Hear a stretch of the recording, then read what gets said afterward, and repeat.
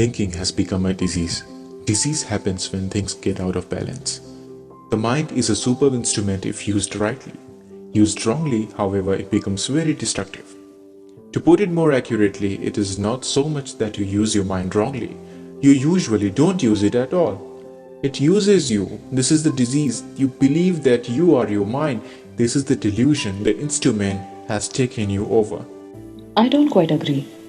It is true that I do a lot of aimless thinking, like most people, but I can still choose to use my mind to get and accomplish things, and I do that all the time. Just because you can solve a crossword puzzle or build an atom bomb doesn't mean that you use your mind. Let me ask you this. Can you be free of your mind whenever you want to? Have you found the off button? You mean stop thinking altogether? No, I can't, except maybe for a moment or two. Then the mind is using you. You are unconsciously identified with it, so you don't even know that you are its slave. It's almost as if you were possessed without knowing it. And so take the possessing entity to be yourself. The beginning of freedom is the realization that you are not the possessing entity, the thinker. Knowing this enables you to observe the entity. The moment you start watching the thinker, a higher level of consciousness becomes activated. You then begin to realize that there is a vast realm of intelligence beyond thought. That thought is only a tiny aspect of that intelligence. You also realize that all the things that truly matter, beauty, love, creativity, joy, inner peace, arise from beyond the mind. You begin to awaken. What exactly do you mean by watching the thinker? You have probably come across mad people in the street, incessantly talking or muttering to themselves. Well, that's not much different from what you and all other normal people do, except that you don't do it out loud. The voice comments, speculates, judges, compares, complains, likes, dislikes, and so on. The voice isn't necessarily relevant to the situation you find yourself in at the time. It may be reviving the recent or distant past, or rehearsing or imagining possible future situations. Here it often imagines things going wrong and negative outcomes. This is called worry. Sometimes the soundtrack is accompanied by visual images or mental movies. Even if the voice is relevant to the situation at hand, it will interpret it in terms of the past. This is because the voice belongs to your conditioned mind, which is the result of all your past history as well as all the collective cultural mindset you inherited. So you see and judge the present through the eyes of the past and get a totally distorted view of it. The good news is that you can free yourself from your mind. This is the only true liberation. You can take the first step right now. Start listening to the voice in your head as often as you can. Then you listen to that voice, listen to it impartially. That is to say, do not judge. Do not judge or condemn what you hear, for doing so would mean that the same voice has come in again through the back door. You can also create a gap in the mind stream by simply directing the focus of your attention into the now. Just become intensely conscious of the present moment. This is a deeply satisfying thing to do. In this way, you draw consciousness away from mind activity and create a gap of no mind in which you are highly alert and aware but not thinking. This is the essence of meditation. In your everyday life, you can practice this by taking any routine activity that normally is only a means to an end and giving it your fullest attention so that it becomes an end in itself. For example, when you wash your hands, pay attention to all the sense perceptions associated with the activity. The sound and feel of the water, the movement of your hands, the scent of the soap, and so on. This is also known as the state of flow. Why should we be addicted to thinking? Because you believe that you cease to be if you stop thinking.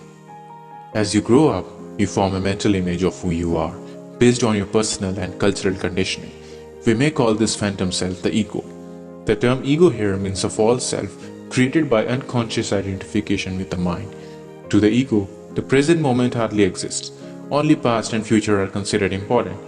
This total reversal of the truth accounts for the fact that in the ego mode, the mind is so dysfunctional. It is always concerned with keeping the past alive, because without it, who are you? It constantly projects itself into the future to ensure its continued survival and to seek some kind of release or fulfillment there. It says one day when this, that, or the other happens, I'm going to be okay, happy, at peace. Even when the ego seems to be concerned with the present, It is not the present that it sees. It misperceives it completely because it looks at it through the eyes of the past, or it reduces the present to a means to an end that always lies in the mind projected future. Observe your mind and you will see that this is how it works. The present moment holds the key to liberation, but you cannot find the present moment as long as you are your mind. What about emotions? I get caught up in my emotions more than I do in my mind. Mind, in the way I use the word, is not just the thought.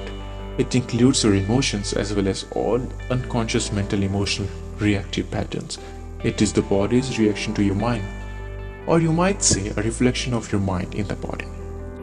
You say that an emotion is the mind's reflection in the body, but sometimes there is a conflict between the two. The mind says no while the emotion says yes, or the other way around. If you really want to know your mind, the body will always give you a truthful reflection. So look at the emotion, or rather feel it in your body. If there is an apparent conflict between them, the thought will be the lie, the emotion will be the truth. Not the ultimate truth of who you are, but the relative truth of your state of mind at that time. I was going to ask, what about positive emotions such as love and joy? Glimpses of love and joy, or brief moments of deep peace, are possible whenever a gap occurs in the stream of thought. Usually, such moments are short lived, as the mind quickly resumes its noise making activity that we'll call thinking.